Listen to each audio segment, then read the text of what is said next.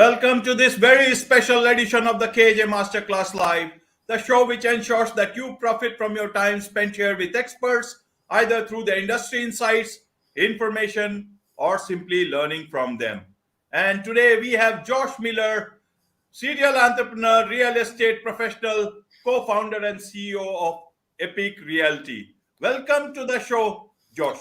Thanks, AJ. And I just want to say I'm really, really impressed that you said the name of our company correctly, because for a lot of people, it's spelled kind of crazy. The EPI, the QUE kind of throws people off. So I usually hear Epique or Epique, Epique. So I was very excited to hear you say that correctly without any instruction from me. So thanks for that. That's very impressive. Thank you very much. In fact, your resume is very impressive. You went to Harvard, but you dropped out. Why did you do that, Josh? I'm a very proud Harvard dropout, actually. So I, at the time, I actually had started working for a big retail company, and I moved up very quickly.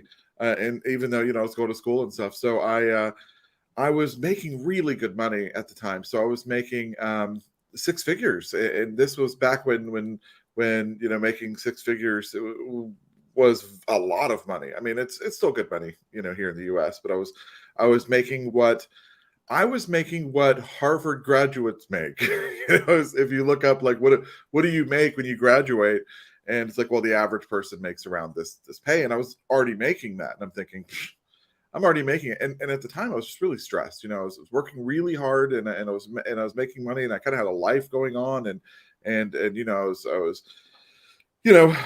just kind of living life, right? I wasn't a traditional student where I was, just worried about my classes and my studies. I had an actual full life. And so I was doing that. Well, I got an opportunity with the company I was with to move, and it was like 1,000 miles away or something. Okay. The US is a big country. So it was like 1,000 miles away. And I thought, this is a lot more money.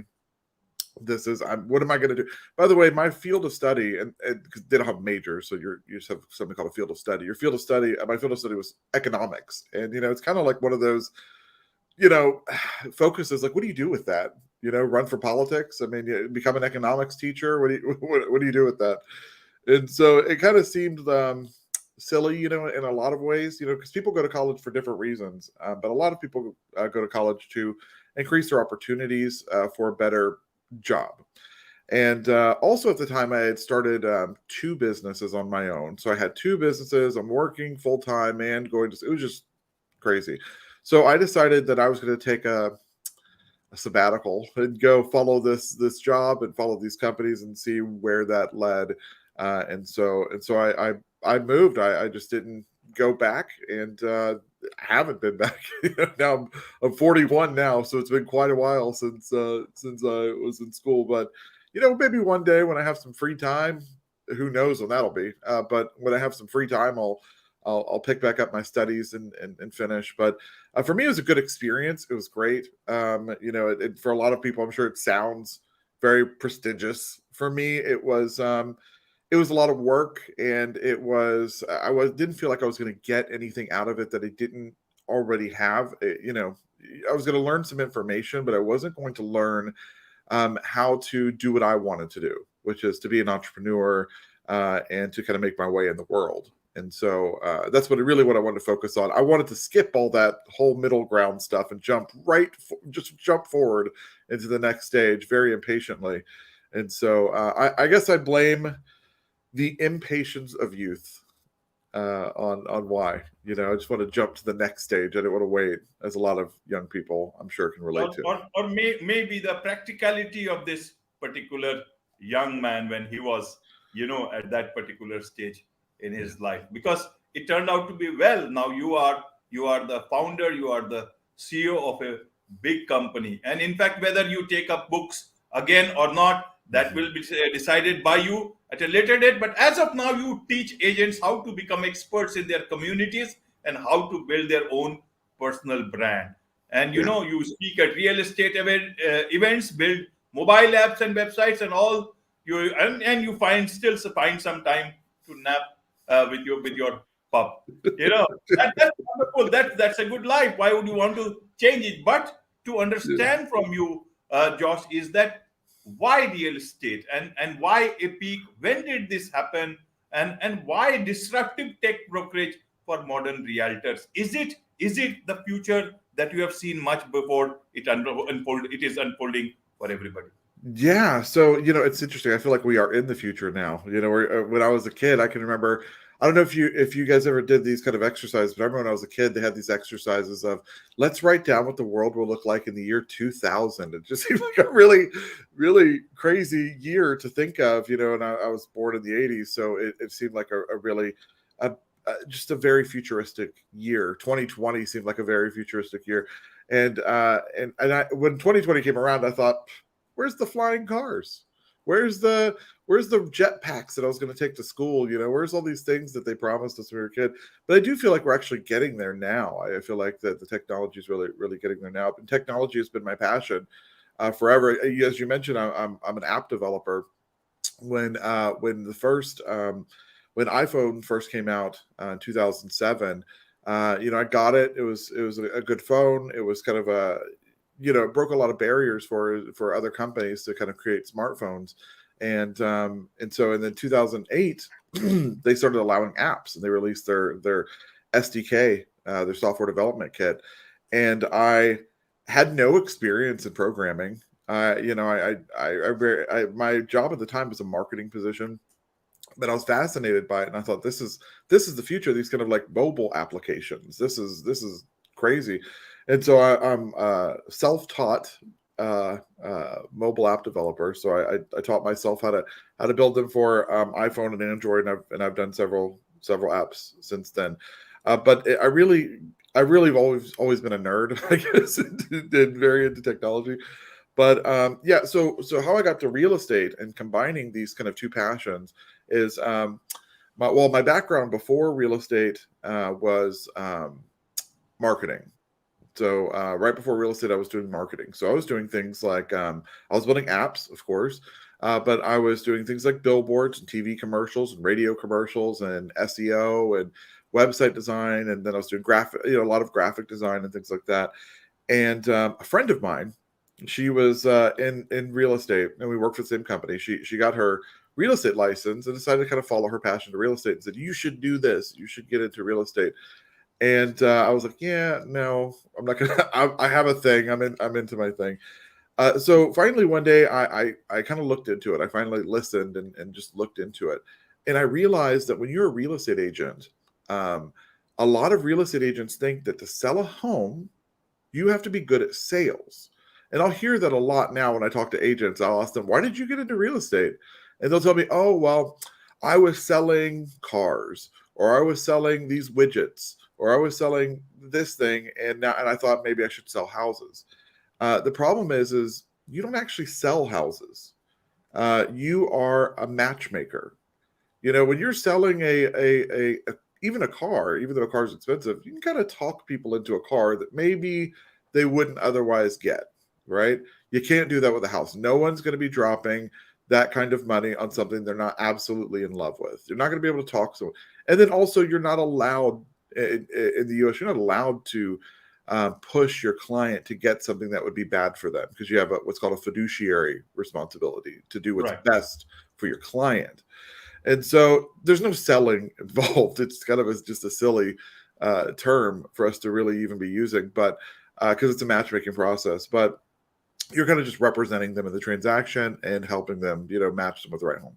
So, but anyway, what I realized when I realized this was before I got my license. I realized that, it's a position where you're matchmaking and you're representing.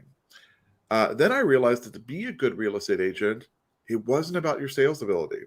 It was about your marketing ability, because you spend more than half your time finding clients, right? So if anybody out there is in any kind of sales, that a big chunk of your time is spent, trying to find leads, trying to find clients, trying to find customers, and trying to build your business portfolio if you want to actually make enough money to survive. And so I realized that it was a marketing position, that you are going to have to build your own brand. You're going to have to market yourself. You're going to have to get out there. You're going to have to use all these tools in your tool belt. To me, somebody who says they have a background in sales, I'm thinking, that's great. You could be the best agent in the world. You could be the best salesperson in the world. But if you don't have any clients, what are you going to do with that? And where are you going to find someone to sell them? You have to, when you sell cars on a car lot, people come to you, right? You're there. People show up and say, I'd like to buy a car. And you help, Right. That doesn't happen in real estate. You're at your house. No one's showing up at your house saying, hey, can you help me buy a house? You have to go find them. You're knocking on their door, asking them if they want to sell. You're out there looking for buyers and sellers. So imagine you worked at a dealership, but there are no cars on the lot, and you had to go knock on people's door and say, would you like to buy a car? And so it's very, very, very different. And so once I realized it was a marketing position, I got really excited about it because I love marketing and branding and all of that. That was what I was doing at the time. And so I decided to get my real estate license. And so it was a situation where I got my real estate license, decided to use the marketing. And then I realized that what's called RE Tech, real estate technology, was really blowing up. And there were a bunch of CRMs coming out and a bunch of kind of new things, more than just, Zillow, what people know. And so there's a lot coming out for real estate agents. And, I got to marry three things that I absolutely love, which is technology, marketing, and branding. And then now my newer love, real estate, into one thing. And I guess my fourth love would be training. I have a lot of background in sales training and training salespeople. And so I thought, this is great. I get to do training. I get to do marketing and branding. I get to do real estate. I get to, do all of these things that I in technology, and I get to marry them all together into one really cool thing. And so that's kind of how I got into real estate. Right, Josh. Right. I looked at your website and it says the future has arrived. You are a disruptive tech brokerage. How is it? What do you guys do exactly? How do you do? How is it different than other real estate companies? Yeah, very. So what I learned let me tell you my first interview to brokerage, right? So I just got my license. Then you interview with a real estate company, and then they have to sponsor you, right? So you have to be a part of, you have to have a supervising broker or brokerage, like a company. So I'm not going to say the name of the brokerage. Let's just say it was a really big international company. So I go into their office to interview. It ended up being a group interview. There were 11, 12 people there, which I didn't know it would be. But I go in and I have this long list of questions. I wrote out like 30 questions. I had something obnoxious. So I get there. The lady from the company, she doesn't really tell us much about the company. She then she just kind of tells us kind of the basics about the company. And then she just kind of says, gives us paperwork to fill out to join the company without interviewing us, which I thought was kind of strange. And then she says, does anybody have any questions? So I look around the room. No, it's dead silent. Nobody has a question, right? So I'm sitting here. I have 30 questions. Okay. So I'm like, oh, great. I'm going to be that guy, the guy with 30 questions. So I said, okay, I don't want to be that guy. So I raised my hand. I said, all right, I'll just ask one question. Just one. That's it. So I just literally picked a random question.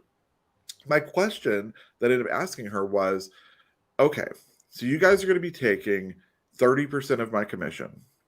You're also going to be taking another 6% for the franchise fee and another 10% for a coach you're forcing me to get.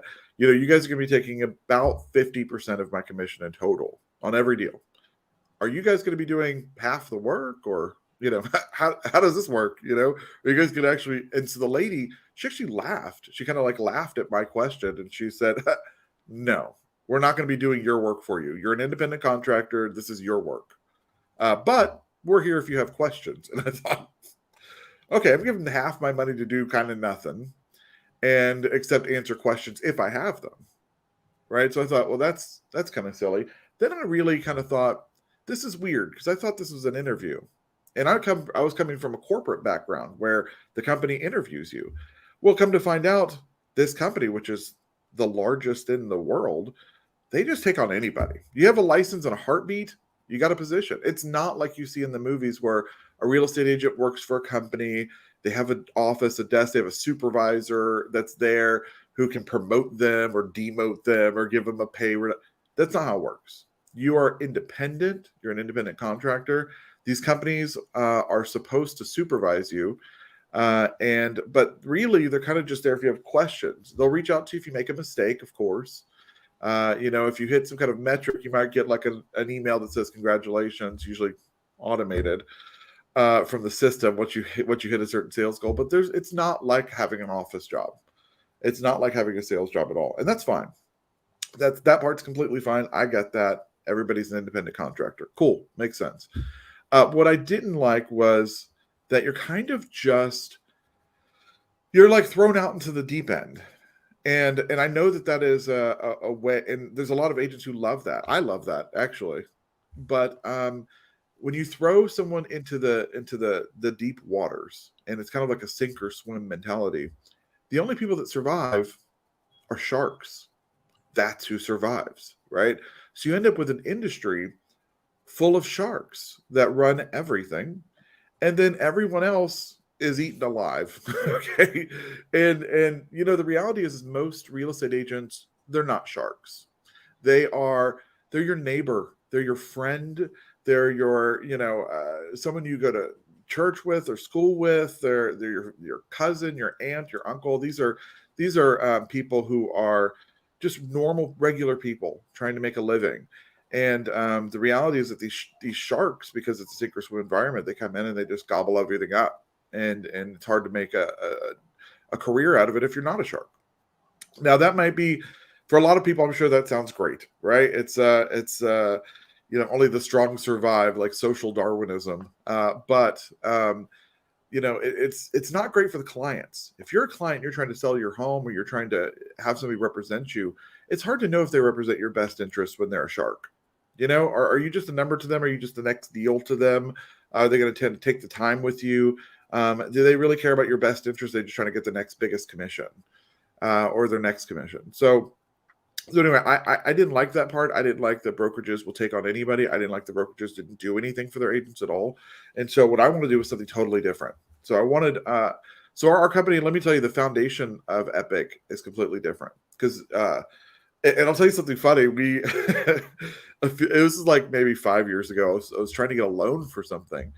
And the loan guy was not in the U.S., and that's fine. But he was asking me about real estate. He goes, "Okay, so you work for this company?" And I said, "Yeah." And he goes, "Okay, this is my old brokerage." He goes, "You work for this company?" I said, "Yeah." He goes, "Do you have a W-2, which shows the money you made from that brokerage?" I said, "Well, no, they don't give you W-2s because I'm an independent contractor." And he goes, "Okay, well, do you have anything showing they paid you?" And I said, "No, I pay them." He's like, "What do you mean you pay them?" I was like, "Well, I get paid and then I pay them. They get like a split, And he goes, "So where does the money come from?" And I said, "Well, usually it comes from the sale of a home. It comes from the title company, the escrow company." And he's like, "Okay, hold on. You work for them and you have no W-2 and you pay them, but they're your supervisor." And I said, "Yeah." And he just, in his mind, it was a scam. I think he really thought I was scamming him. He was just like, whoa, wait a minute. You pay your boss? What? And that's kind of how it's set up. So to go back, Epic is very different. For one, Epic is an agent-owned company. So when agents join, they actually become shareholders in the company. So it's an agent-owned company.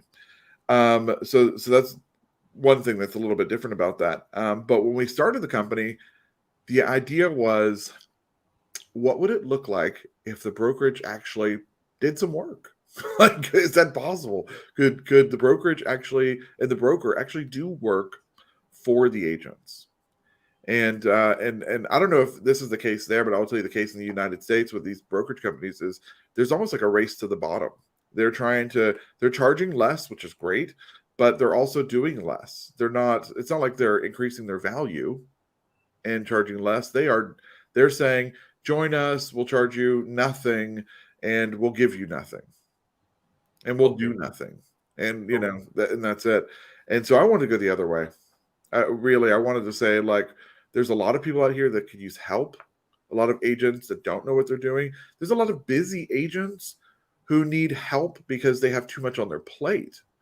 And so now we do we do everything for our agents. We do all of their paperwork if they want. They can still do it themselves, but we can do all their paperwork. We do their marketing for them. We post their social media accounts. We have more technology than any brokerage has ever offered. We just do so. Our agents get like free billboards. We pay for their headshots, the photos for the homes. We pay for, they have a unlimited car wash membership. I mean, they don't even wash their own cars. We do Right. so much for them that it really is obnoxious. The list is so long, the amount of things and benefits we have, that usually the question I get from people is, what's the catch? Like, that's the question I get the most. They'll say, what's the catch? I actually have one agent he's with us. He's been with us for a while now.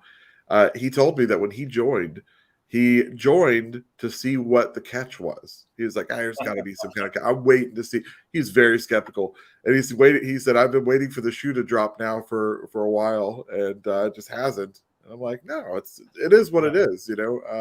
We're not out here over promising and under delivering. We're just telling you what we do.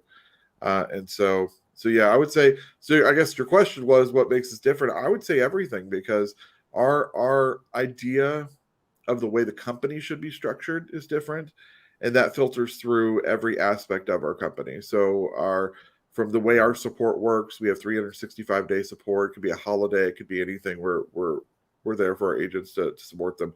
To the amount of technology and benefits we supply. I mean, we have everything from like healthcare to, we have a lot going on. Right. We're always adding stuff.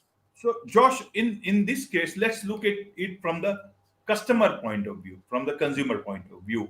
What difference have they seen in the type of deliveries that real estate brings to them? How does your real estate agent who is listed with you, he deals with the customer? What extra does he bring to the customer, which the customer is not getting, or a house buyer is not getting anywhere else? Because this will show the new trend that's happening in the real estate industry.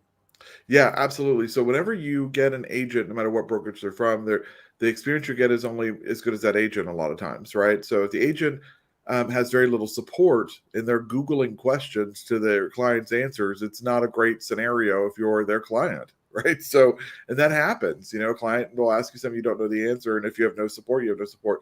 So when a buyer or seller uses one of our agents, they actually have a full team of support. For one, our agents don't just get support from the brokerage. They actually get, we do a mentorship program where they get assigned kind of like an expert, a real estate expert. That's their one-on-one mentor. They get that person's cell phone number. They can call them. They can text them. And they always have that. There are brokerages that have coaching and mentorship, but usually you only get them for, 3 deals or 6 months or something a very short amount of time, and then you're on your own for the rest of your career. That's not how it works with us. You have a one-on-one mentor. You have a lot of layers of support. So if your client has a question, it's very easy to get an answer quickly to that question, for one. But for two, we have a lot of tools that our agents have that just other places don't. So like, for instance, if you're selling your home and you have an agent that's going to be listing your home, usually what happens is an agent will take your home, they'll put it online that it's for sale on the MLS, and that's kind of it. They do some showings, and that's the extent of their marketing. And every agent is a little bit different. Obviously, agents can do their own marketing and they can promote things and have an ad budget and all that stuff. A lot of them don't. They just don't have the money to do it, or they don't have the skill set to know what to do. Right. So a lot of agents are not also trying to be marketing directors, right? They don't know how to do it. They don't even know how to create like a Facebook ad, and we do. So what we do is we actually do all of that for our agents. So if they get a listing, they get a new thing, we actually run, as a company, we run paid ads on Facebook and Instagram for those listings. We also send out email blasts. So these email blasts go out to every agent in the area. So if that agent has a client who may be interested in it, they get an extra, of course they can see it online, but they get an extra email blast like, hey, this is just listed. So not only that, we promote it. internally, and we also promote it externally. But so basically, if you're selling your home, you're going to get a lot more exposure to your home than if you just signed up with just a regular real estate agent from, ABC Realty or whatever it is. So that's one big difference. I would say the support for the agent, and then the training. So what's funny is there's so many brokerages out here that are like well known for their training, and then you find out that training is like a week long, and then it's over. In that week, they basically just tell you how to market yourself. They don't tell you how to be a good agent. So we have training every single day. So we have live training every single day.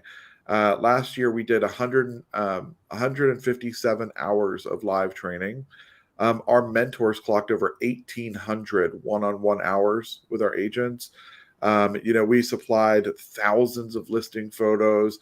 We did our views of our homes from our paid ads on Facebook and Instagram for our listings. Those were over 1 million impressions.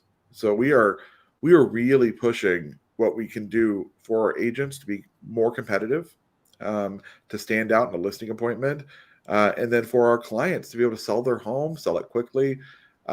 We also have stuff for our buyers too. So our buyers, not only do they get an agent who has a big support team of people that are helping them sell their home, we also have things that are called like circle prospecting and things like that, where we can go out and try to find them a home that's not on the market. Right. And so Josh, we have a lot of those tools.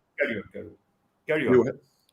Now, Josh, I was asking is that should we understand that technology is bringing a lot of this level playing field between the normal brokers and the sharks and the big sharks? Is it working that way?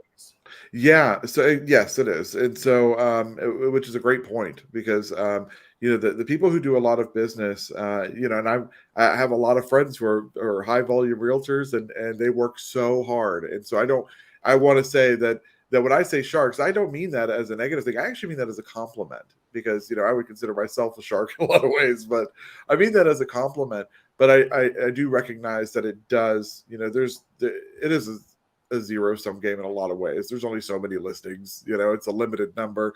Of course, that doesn't tell you what you're going to do, but at the end of the day, there are a lot of people who are great agents. They're just not sharks, even though they're amazing agents. And then there are people who have a lot of deals who aren't great agents. So, I just want to kind of put that out there. But yes, I will say technology is definitely leveling the playing field for sure. And that's a great way to put it, because agents are able now to access reports and knowledge and resources and training and things like that. They're just not able to access. They wouldn't otherwise be able to access. Right. So is it that customers going forward or even now are demanding much more information about houses than earlier on? Earlier, it was just a straightway visit to the house, but now you've got those pictures. Then even with time, do you see all this virtual reality, augmented reality, all this coming into this whole real estate business, and especially the type of houses that they want to see? How does it work? Much more smarter houses, especially maybe in the luxury housing market and all. How do you see this whole thing coming up for the future? So that whatever you say, a lot of people, not just in India, because India is also a big growing market in real estate and all, but across the world, people would not only learn about these things, but also try to integrate this sort of technology to be future ready. Yeah, I will say that home buyers and sellers have more information than ever. And so a lot of times a home buyer will think that all the agent does is find them a home. And they're like, I can do that. I have the Zillow app on my phone. What do I need an agent for? And then you find out that there's a lot of things that an agent can do that you're not going to be able to do yourself. So, and a lot of agents don't realize they need to make that connection with their I'll give you an example. I had a listing, and I had a couple that came and they looked at the home, and I said, do you have an agent helping you find these homes? They said, no, we don't need an agent. We have Zillow. We're just looking, And I said, okay, well, great. Well, Zillow's great, but it doesn't show you everything. For one, it's not going to tell you if this home ever flooded.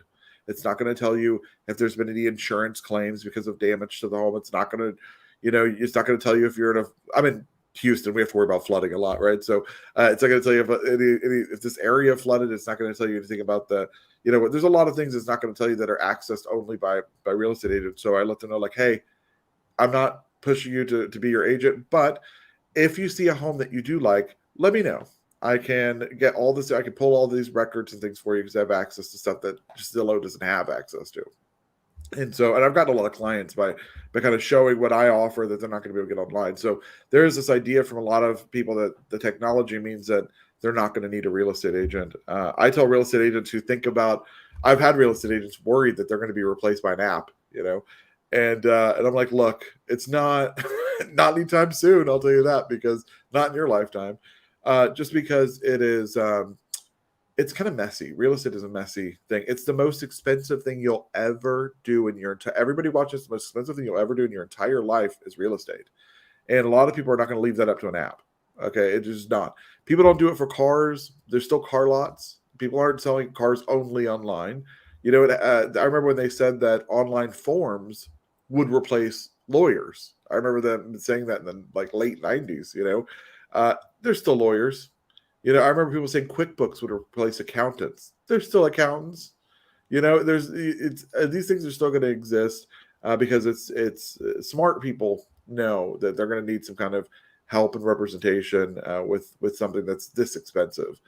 And they know that every deal is a little messy anyway. So you're going to need somebody to help negotiate that kind of stuff in a different way, a third-party person. But as far as the technology for you mentioned like smart homes and things like that. These new construction homes are pretty amazing as far as the technology. I don't know that we're quite at what I would consider a smart home. I grew up on the Jetsons, so to me, a smart home is a robot maid and a moving sidewalk in your home. But we're not quite there yet. But technology is definitely changing real estate all over the world. I will say that in the cities, it's a little bit different. So I know a lot of people are moving out to more rural areas, and places that used to be rural are now becoming suburban areas, and suburban areas now becoming cities. And so there definitely is a lot of sprawl, at least here in Texas, where everything's kind of spread out. But cities are changing. Homes are a little smaller. People are living a little closer together than they probably like. Yards are smaller, things like that. But the future of real estate, the reality is real estate will always be real estate, because there's no more land. We're not making any more land, right? There's only so much of it. Every square foot of land will be sold and resold and resold and resold over and over and over until the end of time.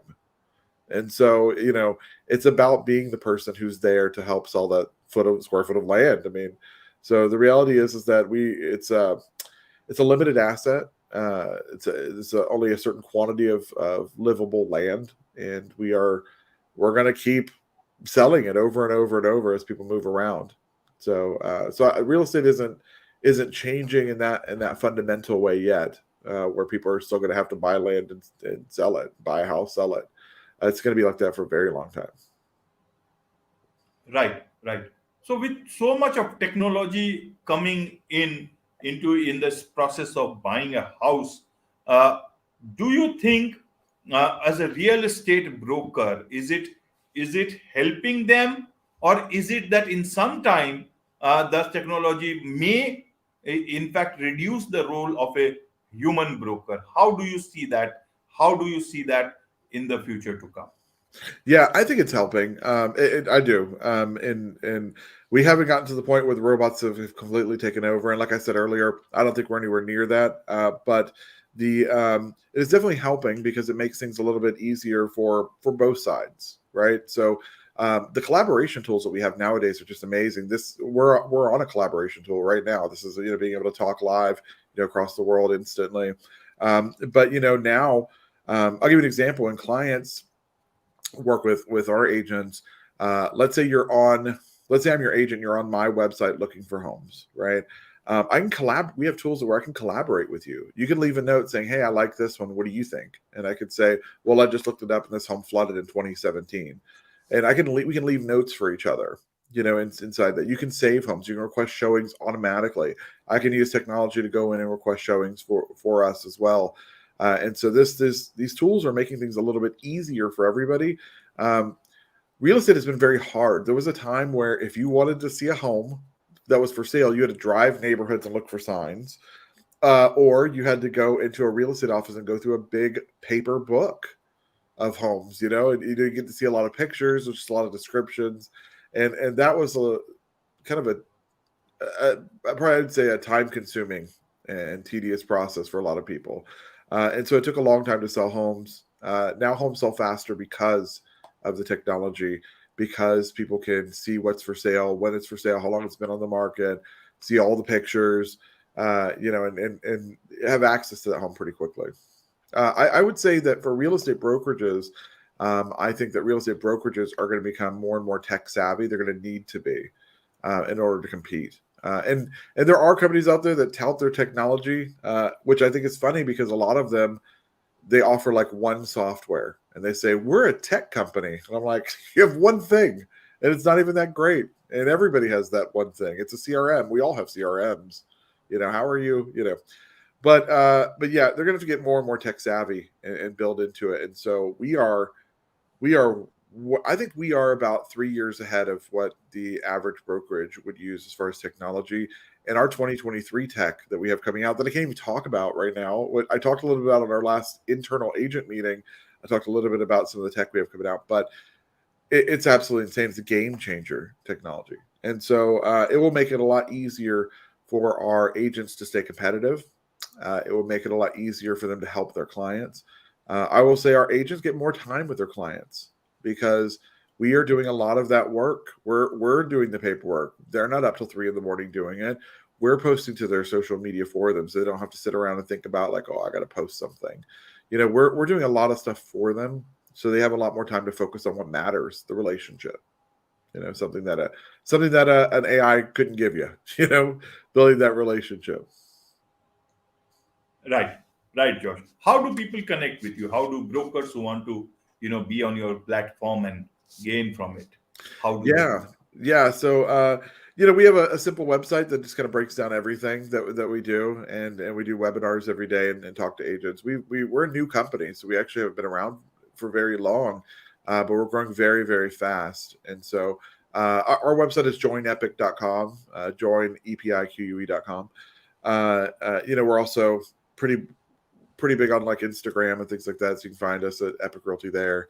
But yeah, just look for us. You'll find us. We're everywhere. Right. I'm sure with some new technology coming in, as you said, will coming in sometime in 2023. I'm sure this whole industry will change for the better, for the benefit of the customer, and people will be able to use technology as a friend, both from the customer side as well as from the brokerage side. On this note, it's a wrap on this very special edition of the KJ Masterclass Live. Thank you so much, Josh, for joining us. Okay, thanks.